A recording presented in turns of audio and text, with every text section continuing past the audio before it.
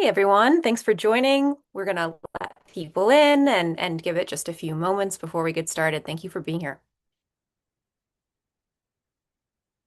Love seeing those emojis come up, so please feel free to keep them coming.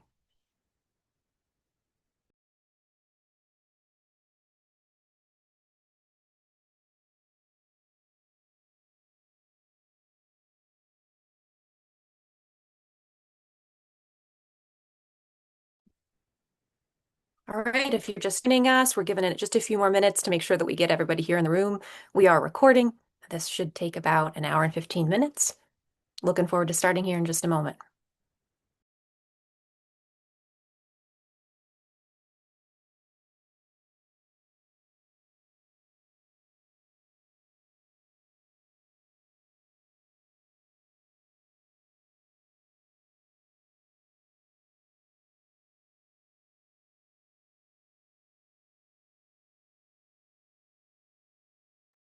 It's tremendous to see 278 of you here. Thank you. Thank you.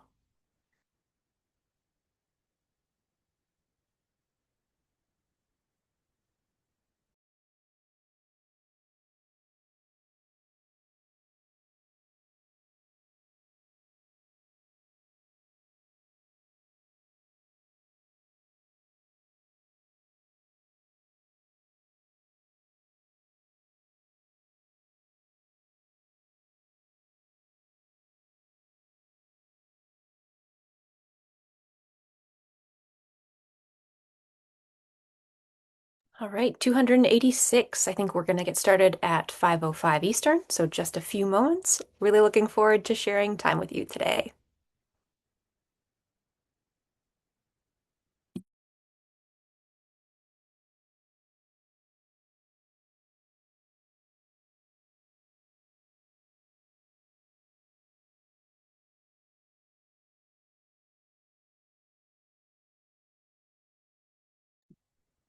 Okay, friends, we're so happy to welcome you to the Food, Farms, Forest, and Families public briefing, why dismantling the USDA is catastrophic for Americans. Good afternoon. Thank you all for being here. Greetings from the rolling hills of northeastern Iowa. My name is Toby Kane. I'm the organizing director with Civil Service Strong, and I'm truly humbled to have been asked to moderate our conversation today. I have considered myself part of the agricultural community for 16 years since I worked on my first farm.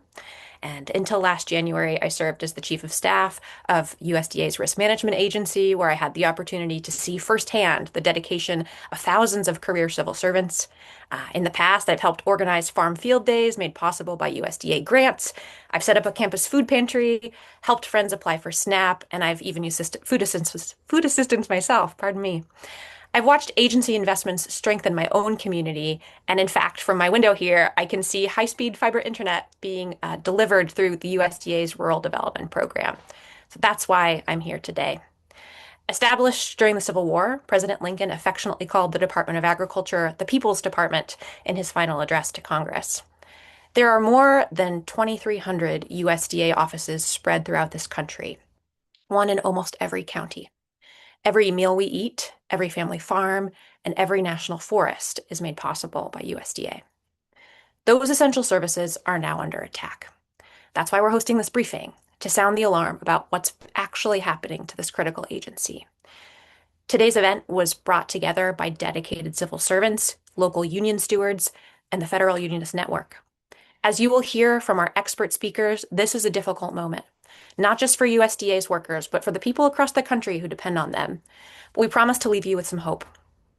The Trump-Vance administration is pursuing a major reorganization of the USDA, alongside workforce reduction with an express goal of reducing the agency's workforce by at least 23%, or a 31% reduction other than public safety and inspection jobs.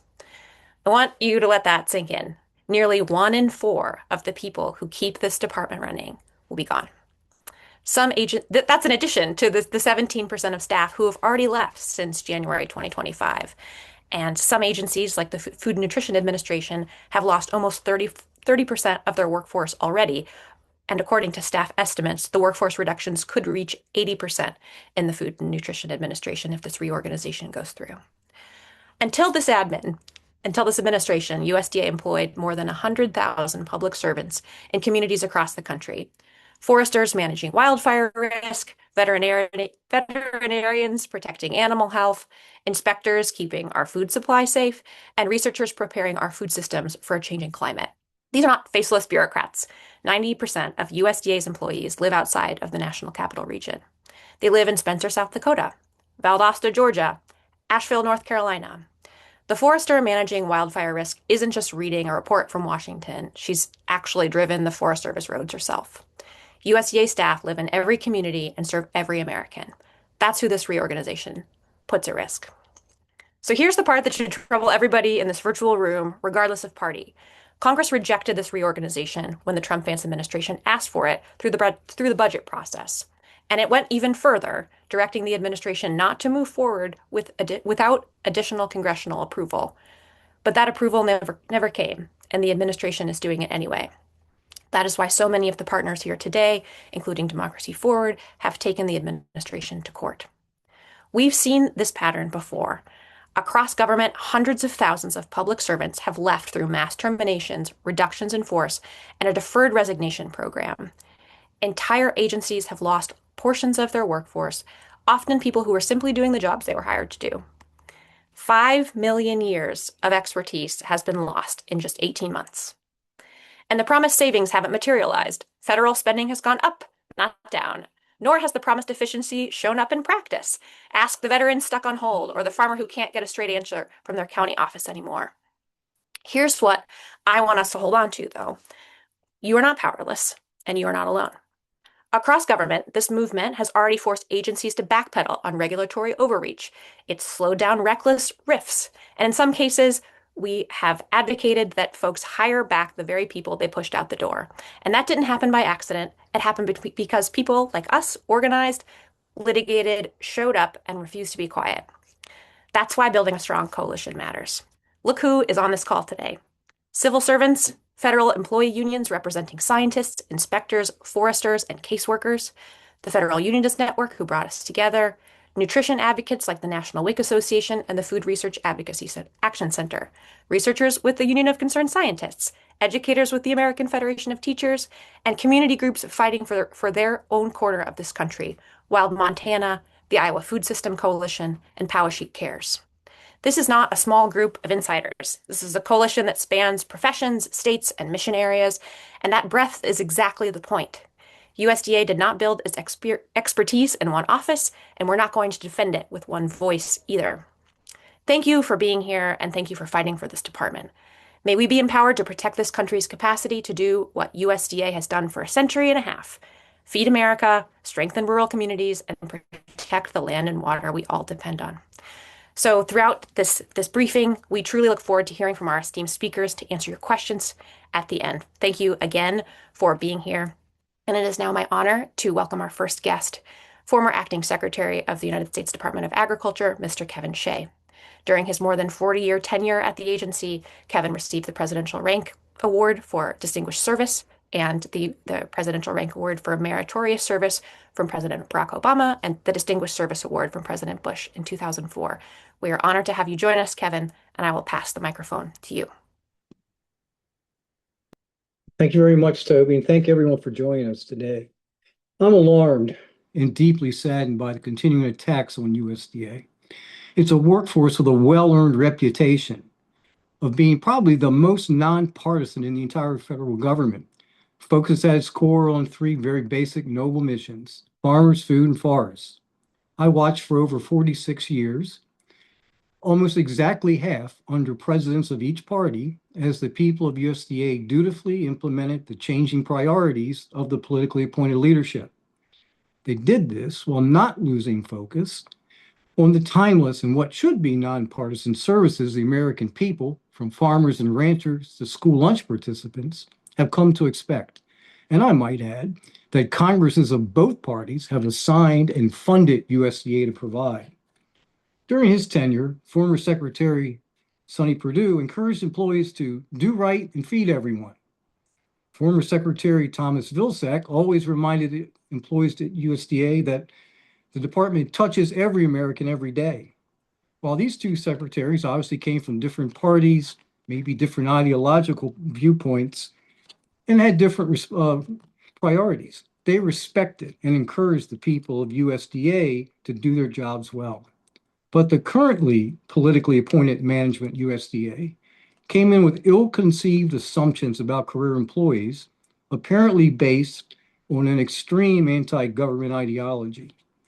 They enthusiastically adopted the OMB's director's goal to traumatize the federal workforce.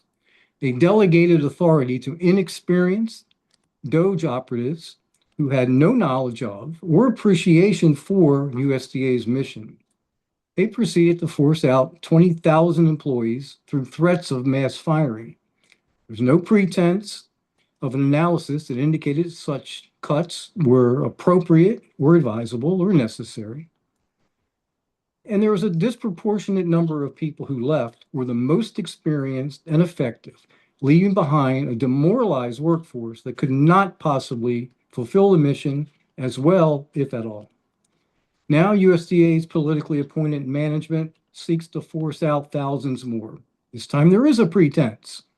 They claim they are relocating employees to be closer to the farmers. Of course, as Toby mentioned already, over 90% of USDA employees already work somewhere other than the DC area. And most of the employees involved in this latest round of proposed cuts do not work directly with farmers, ranchers, or others. They provide indispensable national coordination, oversight, support, and analytical functions. That's done in central locations. And the proposed relocations clearly are designed to move jobs from places with populations this administration regards as less politically, culturally, and perhaps demographically favorable to places it does favor. The jobs will simply move from one urban area to another. These jobs might be closer to some farmers, but farther away from others. But it's all a pretense. It's about getting rid of current employees and either not really replacing them at all or replace them under new rules designed to identify and hire people more aligned politically, ideologically, and otherwise with this administration. Others on this call are going to give you a lot more specifics about the harm that may happen with these kinds of cuts. But let me just say this. The entire spectrum of what USDA does, from farmers through research and technical assistance to modernize their practices, to providing loans and financial system for farmers and others in rural America to help them weather tough times, build homes and infrastructure, to fighting pests and diseases, to creating and maintaining foreign and domestic markets, to protecting public forests and land so every American can enjoy them, to ensure that meat and poultry is safe, to feeding as many as 100 million Americans through SNAP, WIC, and school lunches, as well as desperately hungry and poor people around the world. All of this requires an adequate and qualified workforce. These new proposed actions, added to the damage already done, all but ensures that it will not have one. Thank you very much again for being with us today. Thank you, former Acting Secretary Shea. Sincerely appreciate your comments. I am now honored and delighted to turn it over to Jenny Kodik. Jenny has worked as a forester all over the country with the Forest Service for the last 13 years and has been a union leader with the National Federation of Federal Employees Forest Service Council for the last 6 years. Jenny became president of that council just in time for the longest government shutdown in history and the greatest attacks on federal employees in the council's history. Thank you for being here today, Jenny. Thank you, and I appreciate everyone that's joined this call to hear about the issues that's happening across the USDA. So what does this mean to you as the American public? What kind of services are you going to be missing as a result of these potential cuts? And I shouldn't say potential, they're really well underway, especially in the Forest Service right now.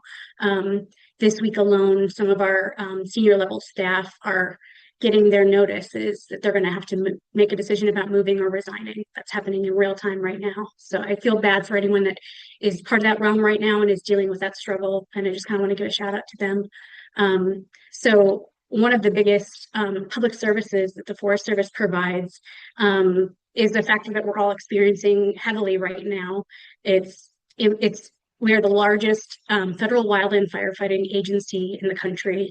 And right now we're experiencing unprecedented wildland fire season, both the US and Canada. impacting not just our fellow wildland firefighters there, here and in Canada, but also the communities in both of these countries. This is a more this season is more severe than the 10-year average, and there's over 800 active fires in Canada right now, and there's been over 40,000 fires in the US already this season. And that's impacting nearly 44 million acres within the US.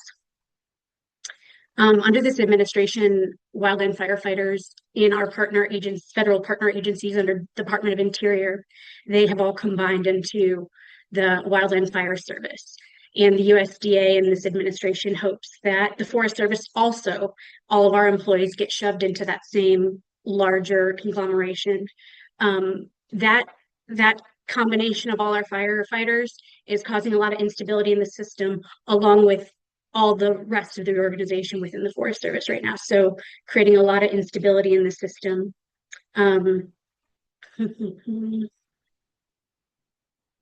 So during the 2025, when the reorganization was first announced, the Department of the USDA and the agency kind of threatened employees what was coming and kind of gave them the idea that they should leave now through this deferred resignation program that was new. And so we lost nearly 6,000 employees last year. That's having an impact on our fire season right now in real time. With this new set of reorganization, we're looking to lose potentially another 6,500 employees that are going to be forced to either change their job duties, have a longer commute, or move completely across country, or resign or retire. 40% of those employees have some kind of fire qualification.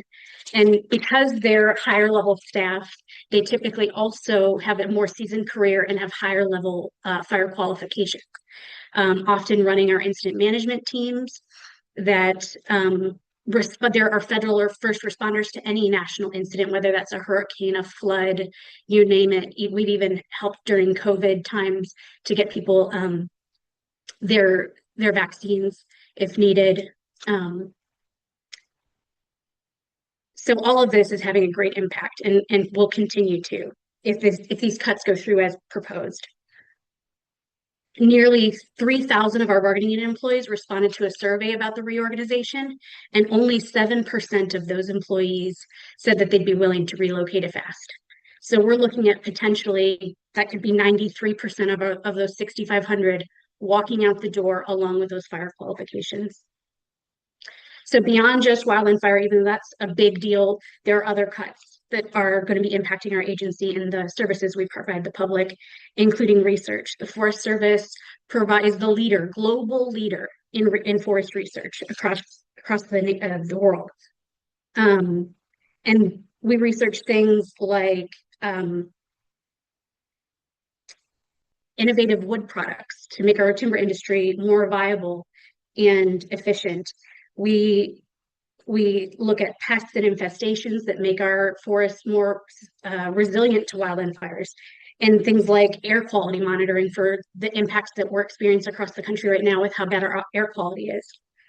And then along with that, the other cuts are to our higher level positions at the Washington level and our regional offices.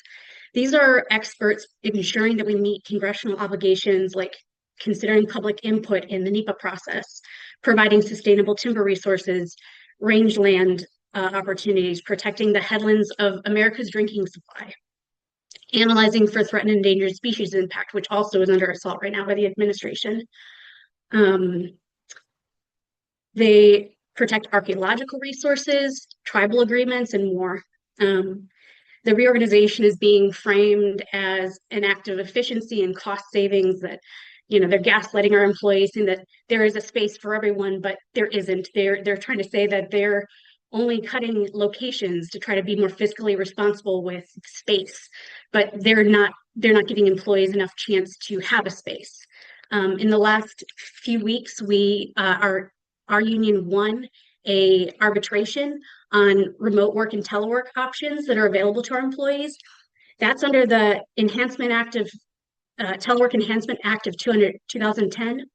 Congress passed that law so that we could be more efficient in letting people have a more flexible work environment and less cost to the taxpayers and where they're working from. If this administration would just follow that and the arbitration that we just won, we wouldn't have to be losing employees. So please reach out to, especially if you have Republican representatives, and point out this fact that there's no need to be cutting our employees and losing these resources to the American public. Thank you so much, Jenny. I know folks have access to the emoji, so if you want to share some appreciation for Jenny, please, please do so. We really appreciate you. Thank I'm you. honored now to turn the microphone over to Charisse Vaughn. Charisse is a 30-year financial and business loan specialist with USDA's Rural Development, and she is president of AFSCME Local 3870. We are deeply honored to have you join us today, Ms. Vaughn. The floor is yours. Good afternoon. Thank you, Toby, for the introduction, and thank you to all of our sponsors for coming together in support of this event. I am very proud to be here representing my co-workers as president of AFSCME Local 3870. I want to start with a number, 45. That's how many of our colleagues who received notices to relocate from Washington, D.C. to Dallas, Texas. Every single one of us works in the Rural Utility Service or the Rural Business Cooperative Service, the offices that process the loans and grants behind rural water towers, broadband lines, electric co-ops, and small business financing across this country. I am one of those 45. So what I'm about to tell you isn't secondhand. This is my job, my colleagues, and my community. And I'm here tonight to tell you exactly what we do and what's at stake if we're pushed out the door. And I want to be clear that this is not abstract. It isn't hypothetical. It is already happening. The relocation notice, a relocation notice to Dallas is not a transfer. For most career staff, people with families, homes, kids in school, aging parents nearby, it's a forced choice. Uproot your entire life or leave federal service. And when a loan specialist with 30 years of underwriting experience walks out that door, that vacancy doesn't get refilled overnight. That's an active loan file that stalls, a water project that waits another year, a rural business loan that doesn't close in time to save the jobs that it was meant to create. You want to know why this matters? Let me tell you what we built. And when I say we, I mean the 45 loan specialists and analysts sitting on this relocation list right now. This is our work. In Augusta, Georgia, Wellstar MCG Health used our funding to deliver 24/7 emergency obstetric care to 14 rural locations, benefiting over 16,000 rural residents. We did that work. In Okanogan County, Washington, the Confederated Tribes of the Colville Reservation received a $19.1 million grant, connecting 165 people, 6 businesses, and 20 farms to high-speed internet. We did that work. In Burnt Prairie, Illinois, a combined loan and grant built a new water tower for a town of roughly 230 people, the kind of project no private lender would ever touch. But we did that work. In West Georgia, a $58.6 million loan to Carroll EMC modernized 187 miles of power lines and brought reliable electricity to 4,300 new consumers. We did that work. And in Beckley, West Virginia, a $2.45 million loan guarantee built a regional cancer center serving a 30 to 45-mile rural radius. That's 19 chemotherapy chairs and radiation therapy that did not exist there before. And we did that work. Every one of these, the water tower, the cancer center, the grid upgrade, happened because a loan specialist or analyst underwrote it, serviced it, and carried it through to completion. Those are the jobs on the relocation list right now. This work is not duplicative. Private banks and lenders routinely will not touch these projects. That's why these federal programs exist in the first place. And here's what makes this even harder to accept. We have successfully been doing this exact job from our current duty stations for years.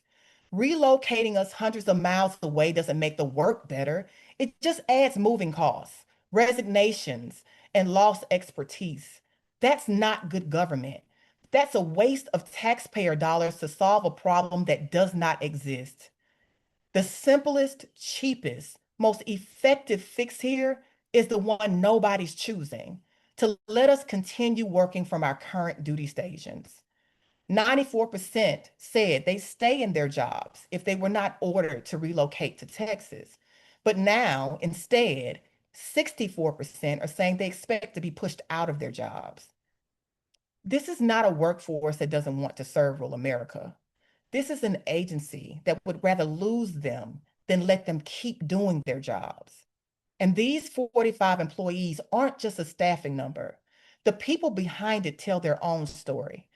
In a recent survey conducted after these 45 employees were notified to relocate, we determined that 86% are people of color, 60% are Black, 72% are women, 90% are over the age of 40, and half already have an approved reasonable accommodation on file.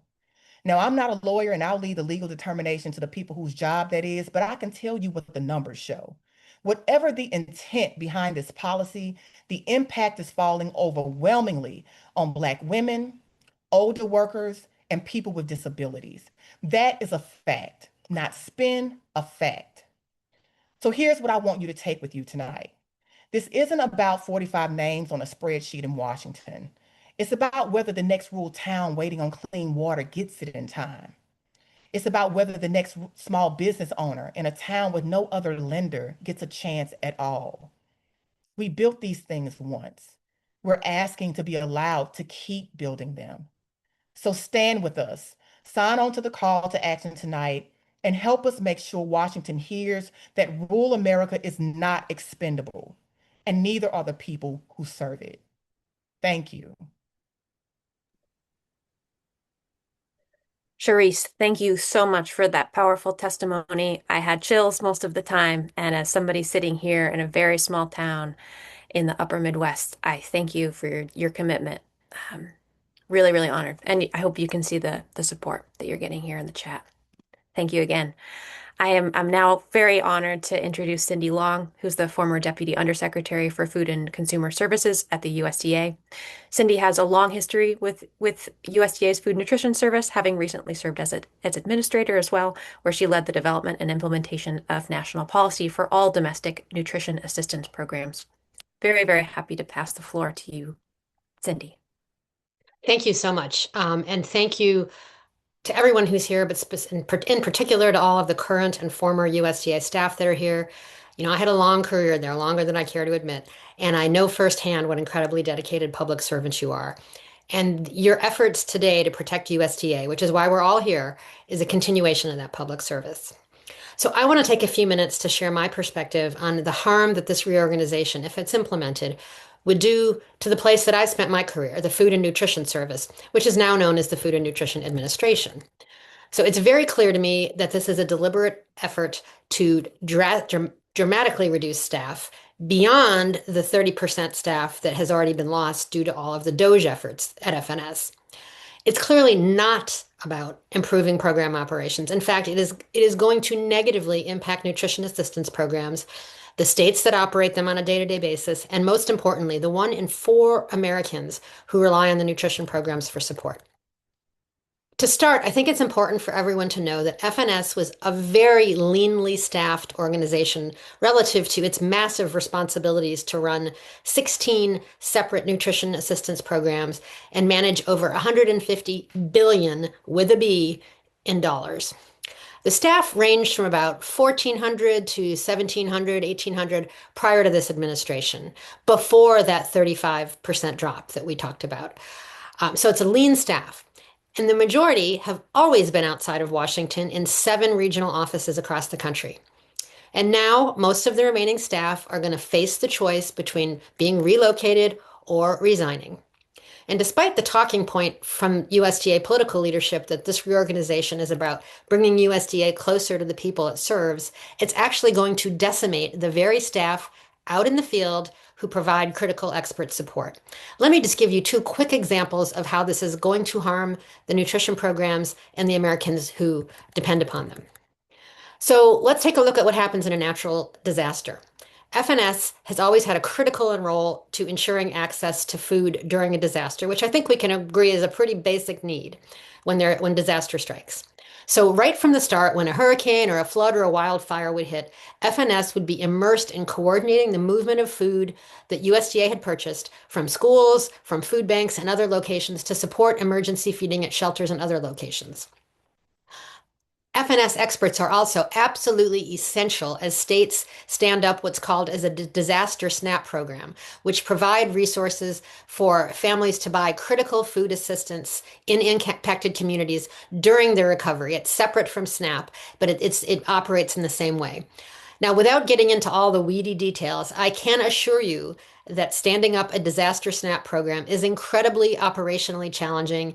It's standing up an entirely new program very quickly under incredibly difficult circumstances. There's, typically flooding or wildfires around. That's why FNS staff in those circumstances are typically physically on the ground in command centers with state, sharing their expertise and advice based on their prior experience and expertise. This is absolutely critical because state staff simply don't have the breadth of experience across disasters in various locations and of various types and in various circumstances that the FNS staff that does this work does. Another example is we need to think about what happens to states when they have to implement new requirements. These nutrition programs change over time based on the direction of Congress and changing administrations. The SNAP program is experiencing that in a big way now. As you all likely know, Congress, via H.R. 1, has made the biggest changes to SNAP rules in decades, maybe the biggest changes efforts that are incredibly impactful for states in terms of the changes they have to implement and dramatically reducing the resources that they receive from the federal government to implement those changes. So, does it make sense at this particular incredibly challenging time for the largest nutrition assistance program that serves over 18 million households? Does it make sense to get rid of the FNS staff with the expertise, the experience, and the ability to provide states with the extensive support they're going to need to have any chance of being successful with these dramatic changes? Is getting rid of the experienced staff likely to support effective operation of the programs? I think the answer is pretty clear, and it's pretty clearly no.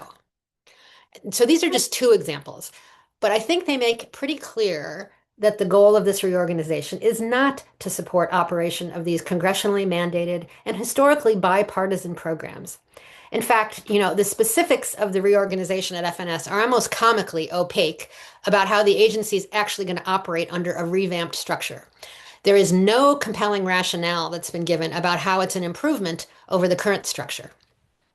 I started out my comments today by stressing how much I appreciated the commitment of USDA staff to the mission. And that's why at FNS, that commitment to the mission resulted in many of them staying for long careers. They're very committed to their work. However, I believe that a significant reason that so many of these highly mission committed staff are now saying that they're going to resign rather than support this reorganization is that it's clear to them that this reorganization is not designed to improve the agency or the operation of the program. If that were the case, USDA's political leadership would have gone in and solicited input from the staff on what they do, how does the work actually get done, and then if they were going to make changes, they would have explained how they see the current structure failing and how a new one would be better. That hasn't happened. Employees and the public have virtually no detail on how the new organization is supposed to operate and how it's expected to improve program operations. So let me again end where I started by thanking everyone here for their support in working to preserve the great work that USDA and FNS does. This is a destructive effort that is unfortunately not designed to support USDA and the millions of Americans that count on it. It's rather to serve an entirely different political agenda. And I want to add mine to the other voices on this webinar that have called to action by everyone who's listening to the call today. Thank you. Thank you so much, Cindy. It's incredible to learn from your experience and to hear your testimony today. You're getting a lot of support, and thank you so much for the call to action. I want to make a quick announcement that if you would like to ask a question to one of our panelists later in the hour, you can do so by using the Q&A function. So we've only gotten a couple of questions in. I recognize that people might be listening very attentively, but we want to make sure that you can ask those questions, which I'll moderate later. I am now very happy to turn it over to another USDA colleague, Allie Hard. Allie is the policy director at the National WIC Association. She's a registered dietitian nutritionist with a wealth of experience in federal nutrition policy, including service as the chief policy officer at the USDA's Food and Nutrition Service, now the Food Nutrition Administration, and as well as supporting the House Committee on Education and Labor, where she led the federal nutrition program and many other health and human services policies. Welcome, Allie. Thank you.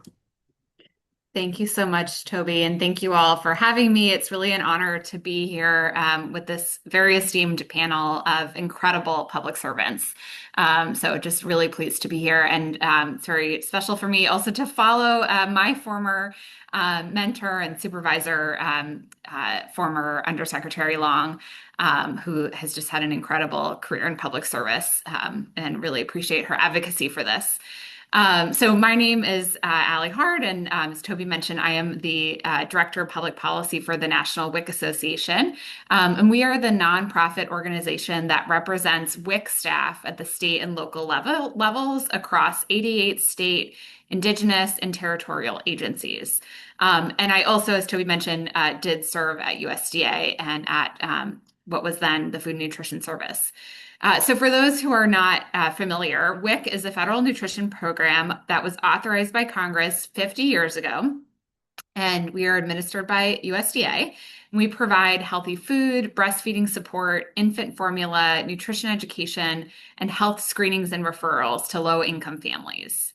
We serve just under 7 million women, infants, and children in the US, and that includes almost half of all babies born in the US.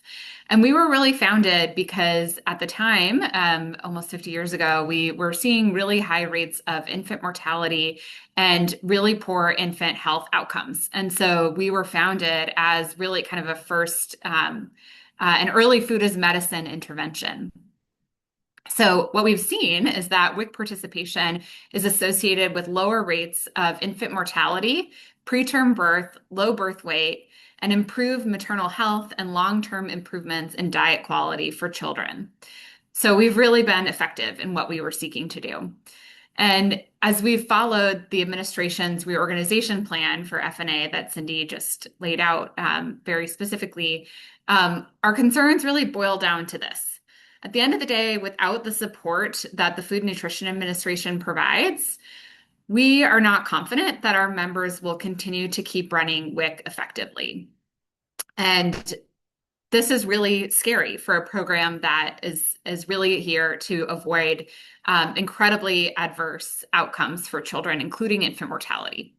So under this reorganization, and we would move away, as Cindy mentioned, from the regional office structure, where there are 7 regional offices throughout the country, and move to a hub model with 5 regions, effectively eliminating the Western and Northeastern regions. So this means that, for example, the closest FNS office to the main WIC program could be in Raleigh, North Carolina. This is really concerning when those staff are the ones who are supposed to be monitoring WIC needs, WIC participation, and coming to do on-site technical assistance and support in those states. A preliminary staff survey, the same one that was mentioned before, if you look even more closely at just staff who support WIC, 90% responded that they would leave the agency rather than make the relocation that is being forced upon them. And that is incredibly concerning to us, that loss of institutional knowledge. WIC is a really complex public health nutrition program. It's an effective and simple intervention, but the administration is not straightforward. Part of that is that we are a discretionary program, and so we actually don't operate as an entitlement. We get a set amount of funding every year from Congress, and so we really rely on expert federal staff to monitor the need for WIC and that spend down throughout the year. So instead of getting a once a year grant, we actually get quarterly allocations state by state. And then even beyond that, every quarter there are reallocations to make sure that the funding goes exactly where it needs to go because it is that tight. And so we've already started to see with the declines in staffing that were mentioned, we are already starting to see impacts on that funding. And about this time last year, we had a couple of states that came very close to running out of funds entirely. So we are deeply concerned that as this reorganization threatens staff further, we could really see funds running out in states getting to a point where they simply cannot serve eligible moms and babies with life-saving nutrition and food support. So specifically, F&A staff play an absolutely critical role in terms of funding, but also policy guidance, technical assistance, and oversight. They help state agencies implement federal requirements, things like modernizing the program. They allow that to happen. Online shopping right now is something that WIC is still kind of in the early days of. We have about 20 states who are doing that, but if we lose the staff, I'm afraid that that will move backwards. Technology programming and options too, like remote services. That's something we've been working on in recent years, but I fear that that is at risk. And we already are seeing, as I said, this kind of trickle down to our states with just incredible delays, anxiety about what will be available for support. And so for all of these reasons, our association has joined for the first time litigation against USDA to stand up and seek a halt to this reorganization. So we really appreciate, as we take this bold step as an association, we appreciate the solidarity with all of you. We appreciate your advocacy. At the end of the day, we were, as I said, created 50 years ago to address high rates of infant mortality and morbidity. At that time, when we started in 1974, the infant mortality rate in this country was about 16 per 1,000 births. We're now just over 5, which is still too high, but it's an extraordinary progress that we've made, and we just can't afford to go backwards. So thank you for standing with us on this, and we look forward to continuing to fight together. Allie, thank you for championing such an important issue, for your past leadership and your current bravery. I know that the WIC Association has been a leading voice on this issue, and we clearly saw that today. Allie made a great point about wanting other people to stand with us in this moment, and I know that our collaborators on the call have already dropped a couple of links in the chat. And so if you have a chance to click on that and just sign up to say we're with you and we want to stay in touch, this is hopefully just the first of many conversations that we will have as a collective community in support of USDA. So take a moment as our final 2 speakers are presenting, click on that, let us know that you're interested and that you want to stay involved. It's a pretty low lift, and we encourage you to do that. There's over 350 people on this call today, and we're really eager to stay in touch. So I am now very, very happy to introduce our next panelist. Her name is Liliana Batchelder. Liliana is the recently retired president of AFSCME Local 3976, representing the civil servants of the Foreign Agricultural Service. She had 32 years of service at FAS. So turning this over to you, Liliana, to talk about your incredibly important work.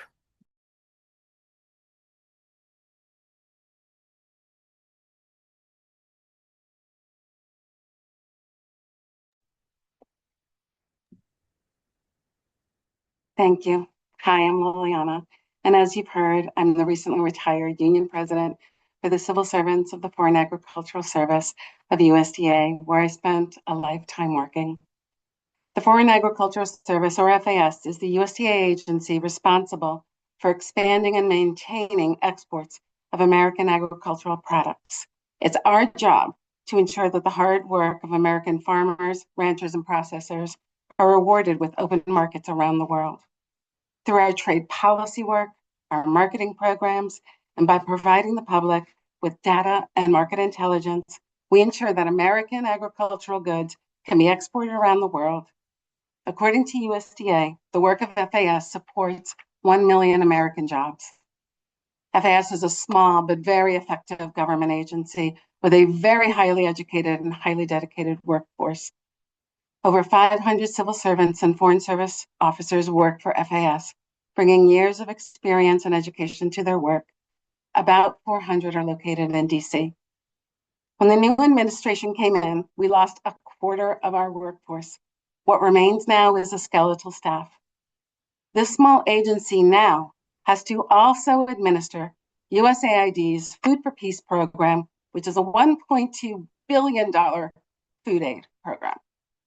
That program required 100 USAID employees dedicated to its administration. However, we are using existing FAS staff with the help of a handful of other USDA employees. We're doing a lot more work with a lot less people. The proposed relocation will break apart the agency and move a third of its workers to Kansas City. In a recent union survey of the bargaining unit, which is about 300 people, only 3.8% said they would relocate. So what we're really looking at is the reduction of force disguised by the department as a move to be closer to farmers. However, FAS doesn't work directly with farmers. We work directly with commodity organizations, NGOs, and universities across the United States, many of which are in the DC area. Most of our employees just can't make that type of move to Kansas City. It would upend their lives, their families, their partners' jobs, their kids' educations, their medical care, and rip them out of communities that they love. And in many cases, it would actually put the employees farther from the organization they work with. Our most experienced employees at FAS have other options, but they have dedicated their lives to the mission, not because they're going to get rich, but because working for our country means something to them. This proposed relocation is a self-inflicted brain drain that will handicap the department's ability to fix the agricultural trade deficit and deliver for rural America. On top of the recent employee survey, which shows how much experience we will lose, we also have the history of two agencies that were also moved to Kansas City in 2019. Laura Dodson will soon give more and in-depth details about this. The Economic Research Service and the National Institute for Food and Agriculture both lost a majority of their staff in a forced relocation to Kansas City. Most of the employees of color left in that move. On top of the loss of staff and diversity, the Government Accountability Office reported to Congress in 2022 that the move resulted in a drop in productivity for both agencies. The report showed neither agency had recovered from the diversity nor the level of expertise that they had before the move at the time of the report to Congress. So we've seen this before. We can say we will lose most of our impacted employees and that the remaining DC employees will be overburdened and they will continue to leave because of the stressful work environment. The remaining employees will have even more work dumped on them to meet the agency's statutory mission and obligations. This week, the Financial Times reported on the fall of American farm superpower. We have lost important markets because of the trade wars. And Brazil is positioned to overtake the United States as the world's leader in agricultural exports. In that article, the administration responded by saying it's aggressively working to expand existing markets and is using export credits and trade missions as its tools.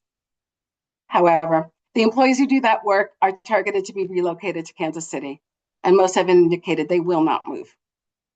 American producers, ranchers, and processors rely on the work of FAS to sustain and expand export markets. And they need to know this administration will be destroying the only agency whose sole mission is to expand U.S. agricultural exports. Thank you. Liliana, thank you so much for your words, for your amazing experience, 32 years at FAS. I know from my very limited experience of 3 years at USDA how important FAS is. Every time another country wanted to learn about some of the work that we were doing within my agency, we got to work with one of your staff members. They provided expert care, and it allowed us to share our expertise across the country and across the world. So thank you. You're getting a lot of support here, and we appreciate your service and your testimony. Thank you. Thank you all for being here today. Wonderful.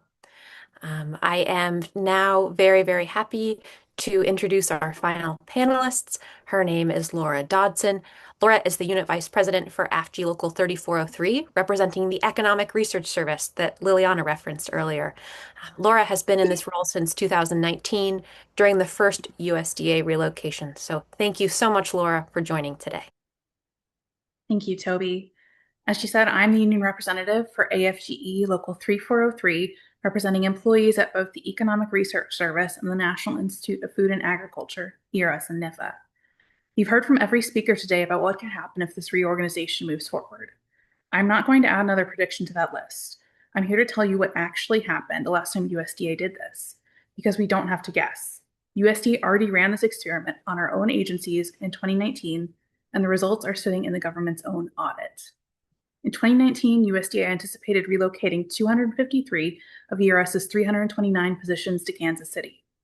By the end of that fiscal year, only 14 ERS employees, roughly 5%, had actually reported to Kansas City. At our sister agency, NIFA, it was 10 of an anticipated 294 employees, roughly 3%. And for every new employee ERS managed to hire that year, roughly 7 people left. At NIFA, it was closer to 12. That's not just people who refused to move, that's everyone who left afterward once the agency stopped working. That's not a relocation, that's an exodus. The Government Accountability Office studied what that did to the agency's actual output, not projected output, actual output. It found that in fiscal years 2019 and 2020, ERS produced fewer research reports and fewer peer-reviewed journal articles than in years before. Agency officials told GAO themselves that the decline was because of the workforce losses from the relocation. It wasn't just ERS. NIFA took 235 days on average to process and fund competitive research grant in fiscal year 2019, 30 days longer than the year before. By the following March, only 53% of the year's competitive grants had been funded. That was the lowest share GAO found in any year since 2015. And for NIFA's capacity grants, the funding that keeps land-grant university research programs running, 0 had received a payment by that same date in 2020. In prior years, somewhere between a third and all of them had by that point. GAO also found that USDA had its own internal estimates before the move, predicting 65 to 75% attrition if ERS relocated outside Washington.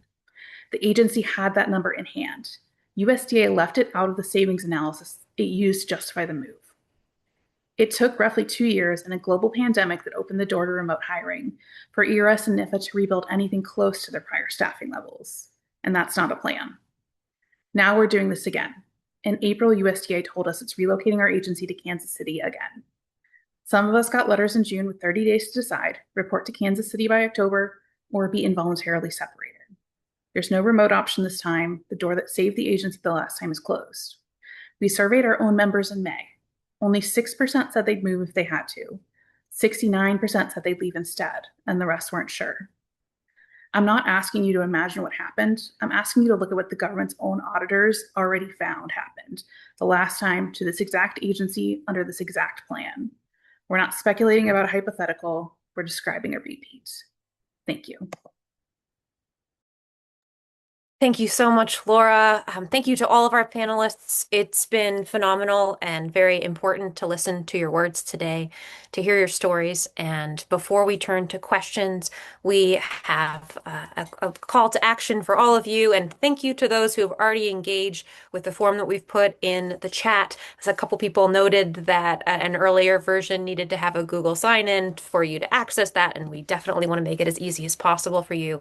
So I'm going to encourage you to check out that link, and it really is just a pledge to say, I am interested in ending hunger, protecting public lands, providing for students and the elderly, supporting farmers and ranchers, stewarding clean water, and so much more. This is an interest form to say, I care about these things and I want to stay in touch with this coalition. I can say that for 18 months, I've been following who is responding to the crisis that's been unfolding at USDA. I am doing the work that I do because 3 weeks after I left office, and I left my office at USDA in January of 2025. On February 14th, 6,000 of my fellow colleagues at USDA were terminated at the Forest Service, probationary workers. They've received their jobs back, but that put me into action, and it put so many other people into action, including everybody here today. The folks that you've heard from represent an incredibly broad coalition of advocates across many different agencies.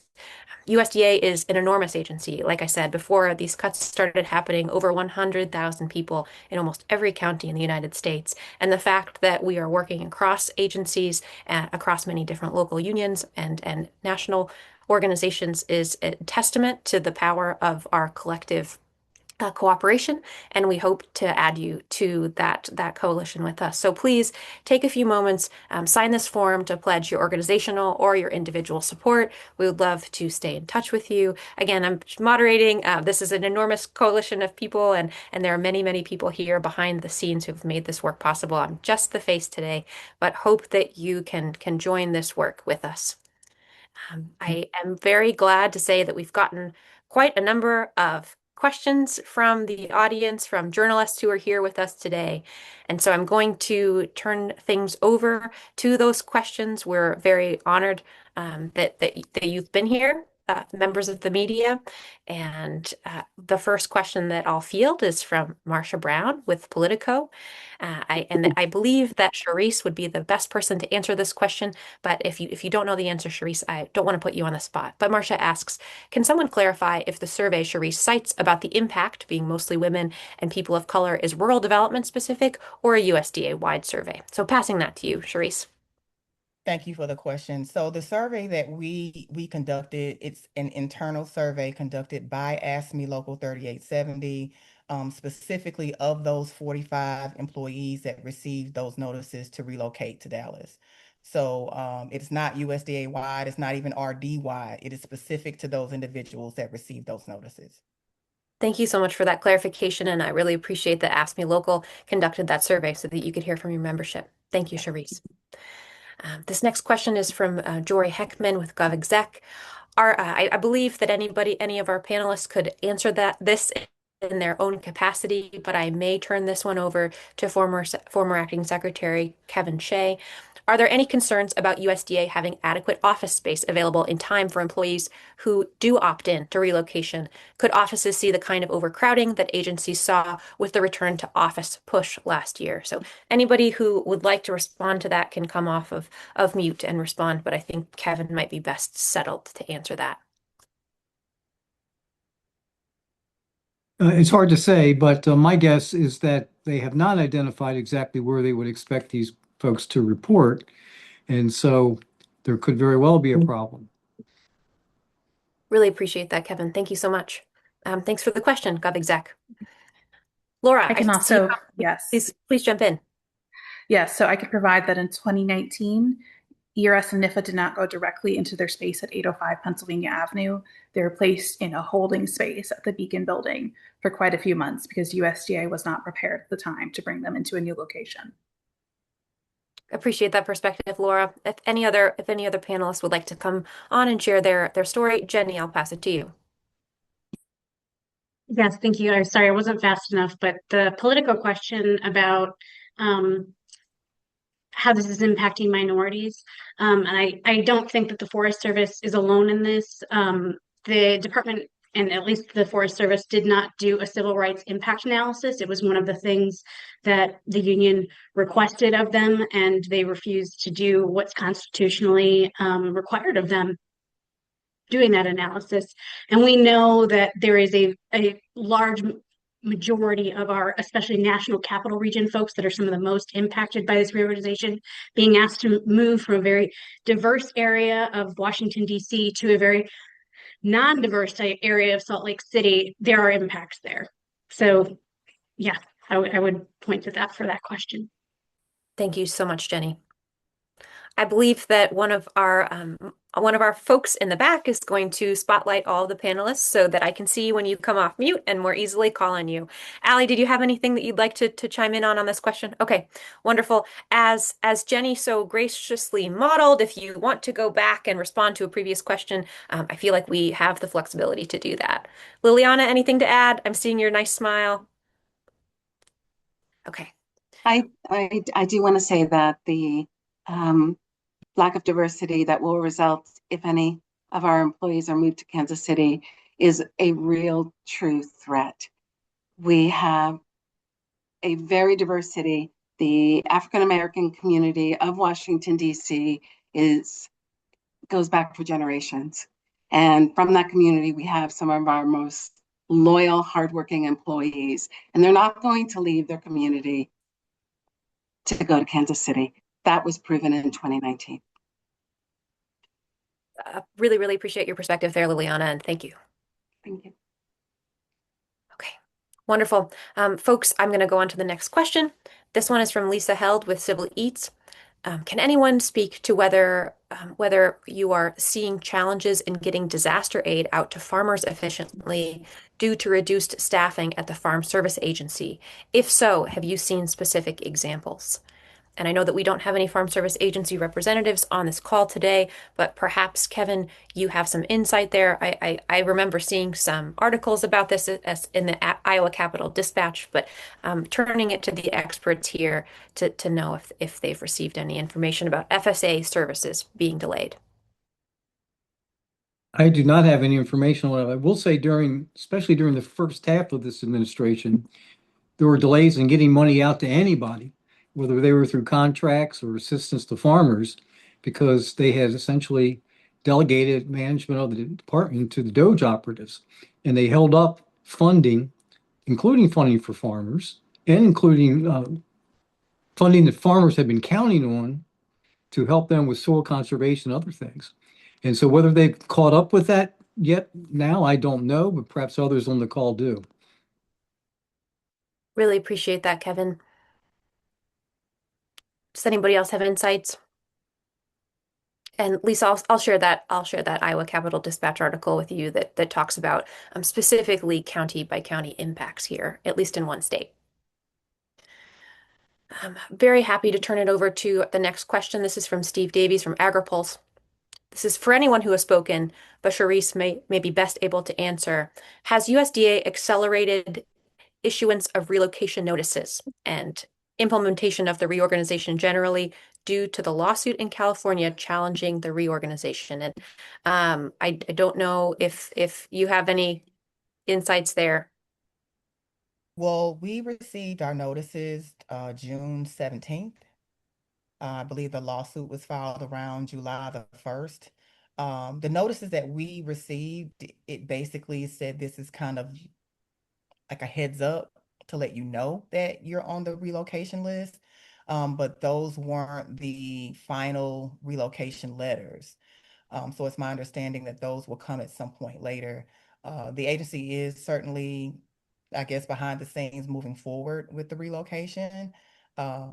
But we have not received any additional notices since the June 17th notice. Thank you, Charisse. That's great to know. Thank you. We have a very similar. Go ahead. I can also respond to that question. Forest Service was one of the first agencies to out of the gate for this reorganization implementation phase, getting the notices. Once that our declarants were gave their testimonies and the request for the preliminary injunction was filed, there was within a 2-week period a change in the timeline of when they were implementing. I can't speculate that it's direct result, but that is happening. Thank you, Jenny. If you hear any construction noises in the background, I was being quite serious when I said that rural development's fiber optic cables are being installed on my street today. So it's a little bit noisy now. We've got a follow-up question related to that from Jazz Garrett at the Juneau Press. Jazz is interested in the question posed by Steve on how fast the relocation is being implemented since the announcement in March, and if there have been any updates on the locations that were unknown to be closing but could be subject to reorganization. So I think that's a broad question about how quickly are you all being notified of relocations. I can put that in the chat as well, so you could see it. It was a little Does complex. anyone else want to take it? Okay, I'll jump in. I did, ours is a very tiered system, and I don't have the exact dates in front of me at this moment, so we can get this. Appreciate that. Wonderful. I'm going to turn to Jerry Hagstrom with the Hagstrom Report. Hi, Jerry. Jerry asks, have you reached out to farm and commodity groups to explain what is happening and seek their support? Broad question, and I think any of you could answer if you've been connected to commodity groups and farming groups about these issues. Did I get reconnected? Oh, you're back, Jenny. Okay, sorry. You're okay. We moved on to a different question in the interim. Jerry Hagstrom from Hagstrom Report asked if folks on the call have reached out to farm and commodity groups to explain what is happening and to seek their support. Obviously, we have representatives from the Nutrition Association, from the WIC Association here, so have reached out to the nutrition field, but has anybody here reached out to agricultural commodity groups yet? Many were invited to this briefing. I would say that Ask Me Local 3870, this was long before the notices went out. And I believe it was actually late fall of 2025 that we began sending letters out to some of our stakeholders to let them know how this relocation could possibly impact us. Of course, that was prior to having all the details that we have today, but we did send letters out to all of our stakeholders, to every congressman on the House Ag Committee, the Senate Ag Committee, as well as to Secretary Rollins, alerting her to what we believe to be some of the negative impacts that that are essentially going to hurt our mission. Thank you, Charisse. Wonderful. We have time for 2 or 3 more questions. So thank you to all who submitted questions. I know that the organizers of this event are going to provide their contact information so we can put you in touch with the panelists if you have follow-ups after today's event. Again, I want to thank everybody who has been sticking around, listening, being very curious. One of the final questions here is from Joshua Moose with Checkfire Media. And I think this is general, but everybody could have their own answer. For people trying to understand this beyond political talking points, what are the clearest measurable warning signs that USDA relocation or restructuring is weakening service delivery? Specifically, what should the public watch for in the next 30, 60, 90 days regarding staffing losses, inspection delays, farmer support, food assistance, public health, or environmental programs? Would anybody like to take the first shot at that? Allie, I'm seeing you nod your head. Any, you want to jump? Yeah, I mean, I think that there will be some attempt, right, by certainly thinking about our members at the state and local level who are kind of getting what they need from the federal government. And I think when that, that layer is deteriorated, I think you're going to see states and local agencies try to step up. So I don't think, we may not see super immediate, at least on the WIC side.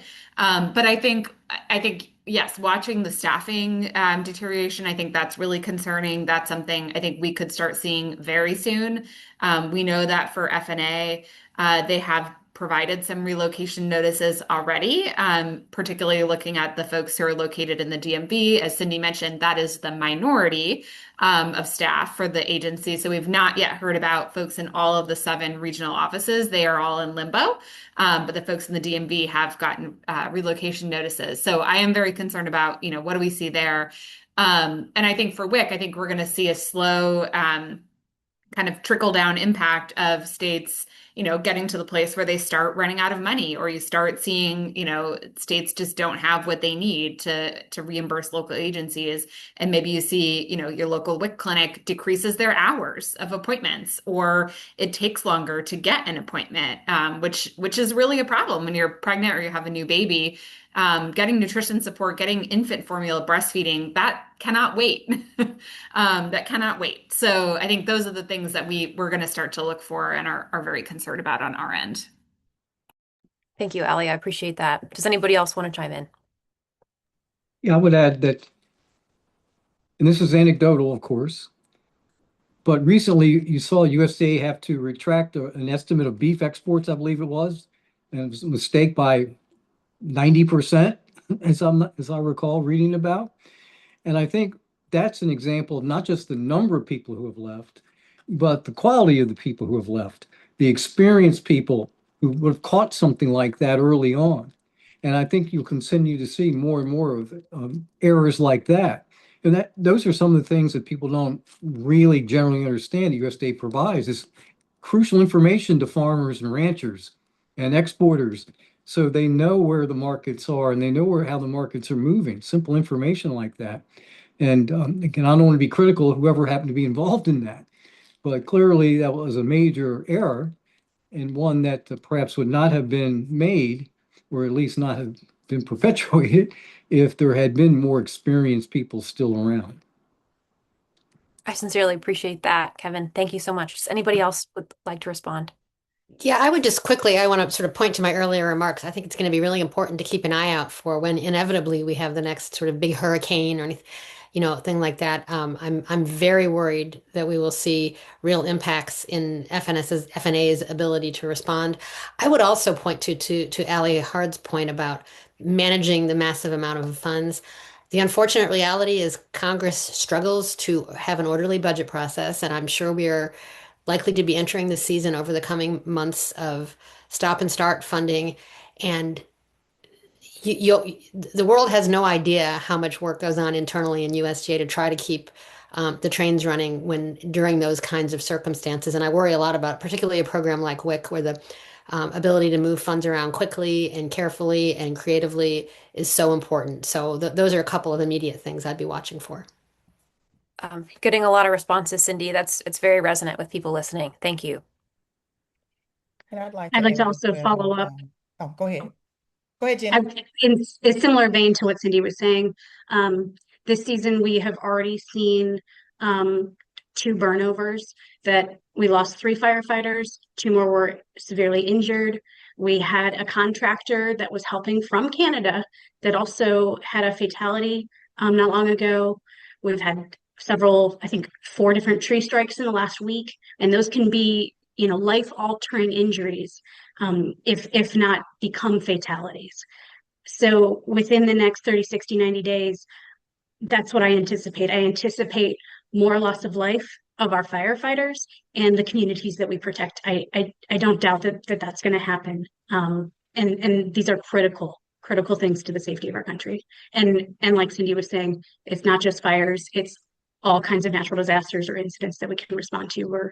We're less able to do that with this amount of instability. People are having to decide how to uproot their lives. They don't have time to go on an incident at the same time to help respond right